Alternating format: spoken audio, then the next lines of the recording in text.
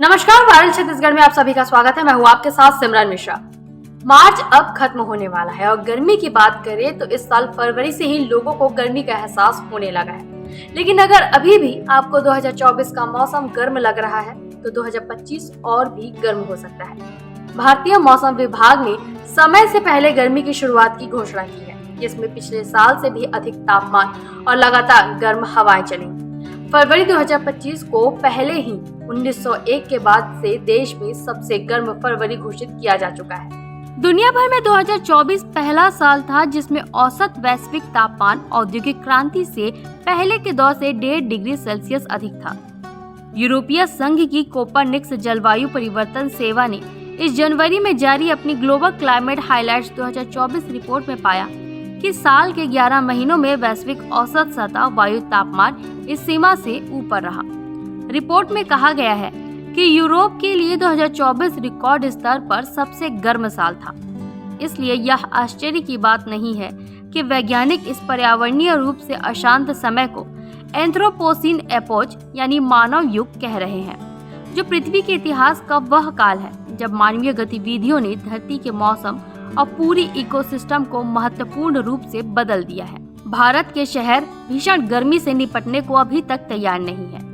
SFC की report में इसका खुलासा हुआ है कि भारत के 9 प्रमुख शहरों में गर्मी से बचाव की तैयारी सिर्फ तात्कालिक उपायों तक ही सीमित है, जबकि दीर्घकालिक समाधान नदारद है।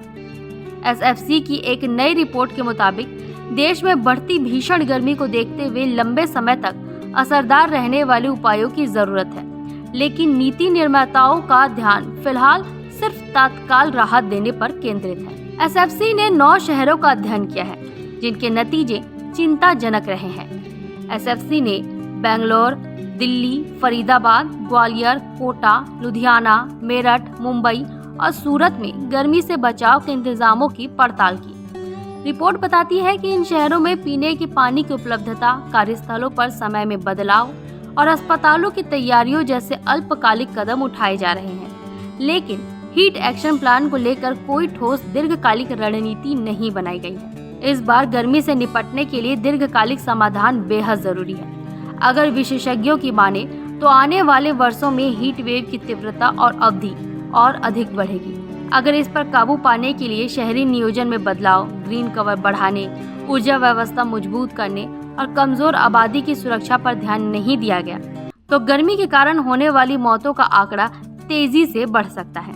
नई दिल्ली स्थित think tank centre of science and environment ने अपनी state of India's environment 2025 report में 274 दिनों के तापमान को ट्रैक किया।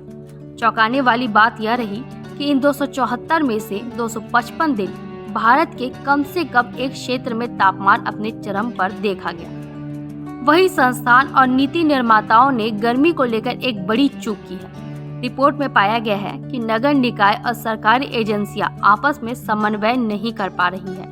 हीट एक्शन प्लान का संस्थागत ढांचा कमजोर है और गर्मी के प्रभावों से निपटने के लिए ठोस नीति लागू करने की राजनीतिक इच्छा शक्ति की कमी दिखती है। इस साल गर्मी को ध्यान में रखते हुए जरूरी है कि स्थानीय प्रशासन को दीर्घकालिक रणनीति अपनाए। इसमें ग्रीन इंफ्रास्ट्रक्चर, गर्मी सहन करने योग्य इमारतों और सार्वजनिक स्थानों को अधिक आरामदायक बनाने पर ध्यान देना होगा। आपदा प्रबंधन निधि से हीट वेव से निपटने के लिए धन जुटाना होगा। हीट ऑफिसर्स की नियुक्ति और उनके अधिकार बढ़ाने होंगे ताकि वे गर्मी से जुड़ी योजनाओं को सही तरीके से लागू कर सके। शहरी नियोजन में बदलाव लाकर गर्मी के सबसे ज्यादा शिकार होने वाले इलाकों को प्राथमिकता दी जानी चाहिए। एसएफसी के विशेषज्ञों का कहना है कि अगर भारत को बढ़ती गर्मी से बचना है तो फौरी कदमों से आगे बढ़कर दीर्घकालिक समाधान अपनाने होंगे, अन्यथा भीषण गर्मी का खतरा भविष्य में और भी गंभीर होता जाएगा। ऐसी खबरों के लिए बने रहें वायरल छत्तीसगढ़ के साथ।